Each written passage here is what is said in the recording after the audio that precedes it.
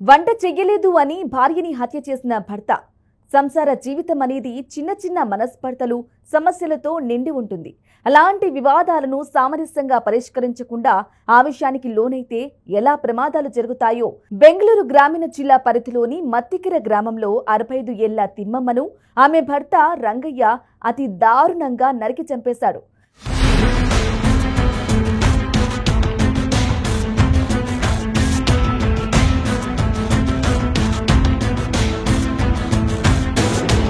బుధవారం జూన్ 24న రాత్రి నచ్చని వంట చేయలేదని భార్యతో తీవ్రంగా గొడవపడ్డాడు. దీంతో ఆవేశానికి లోనైన రంగయ్య వంటగదిలోని కొబ్బరి తురిమే పీటతో భార్య తిమ్మమ్మపై విచక్షణారహితంగా దాడి చేశాడు. ఈ ఘటనలో తీవ్రంగా గాయపడ్డ ఆమె అక్కడికక్కడే మృతి చెందింది.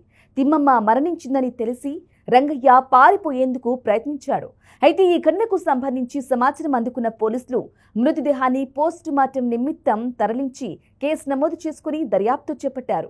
ఈ క్రమంలోనే గురువారం జూన్ 27న ఉదయం తిరుపతికి పారిపోయేందుకు ప్రయత్నిస్తున్న రంగయ్యను రామ్నగర్ పోలీసులు అదుపులోకి తీసుకున్నారు.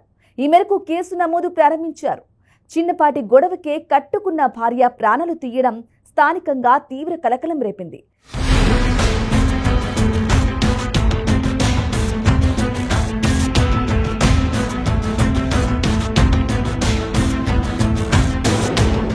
లీగల్ గా ఈ కేసులో వర్తించే సెక్షన్లు మరియు కోర్టు ప్రొసీడింగ్స్ ఎలా ఉంటాయి అనేది చూద్దాం.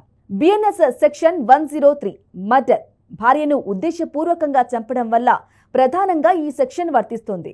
జీవిత ఖైదు లేదా ఉరిశిక్ష, అదనంగా జరిమానా కూడా ఉండొచ్చు.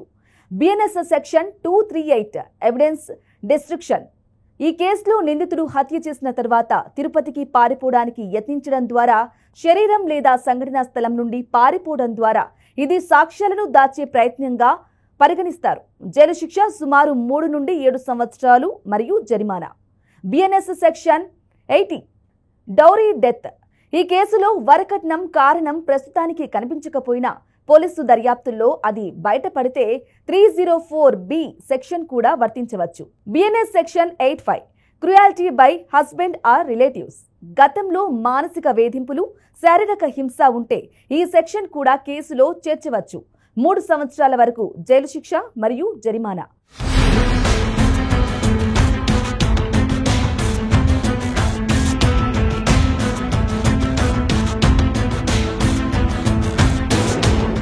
హత్య జరిగాక జరిగే ప్రక్రియ ఎలా ఉంటుందంటే, మొదట సెక్షన్ 154 సిఆర్పిసి ప్రకారం ఎఫ్ఐఆర్ నమోదు చేస్తారు. తర్వాత సెక్షన్ 161 సిఆర్పిసి ప్రకారం ప్రత్యక్ష సాక్షుల మెమోలు నమోదు చేస్తారు. సెక్షన్ 164 సిఆర్పిసి ప్రకారం మ్యాజిస్ట్రేట్ ముందు సాక్షుల స్టేట్మెంట్లు వినిపిస్తారు. ఇక చివరగా సెక్షన్ 173 సిఆర్పిసి ప్రకారం final police charge sheet submission చేస్తారు. చనిపోయిన తిమ్మమ్మ ఏ కారణంతో చనిపోయిందో అధికారికంగా నిర్ధారించాలి. Postmortem report. మృతదేహంపై పోస్టుమార్టం నివేదిక ద్వారా మరణ కారణం అధికారికంగా నిర్ధారించాలి. Forensic evidence. దాడిలో వాడిన తురుము పీటపై రక్తపు మరకలు, ఫింగర్ ప్రింట్స్ వంటి ఫోరెన్సిక్. I witness statements. ఇంటి సభ్యులు, పొరుగువారు గమనించిన దృశ్యాలు, సంఘటన తర్వాత రియాక్షన్లు. Accused confession.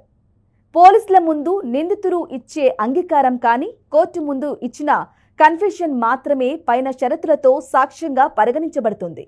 Bail consideration. 103 BNS కేసుల్లో బెయిల్ చాలా కష్టం. కోర్టు అనుమతి లేకుండా బెయిల్ ఇవ్వదు.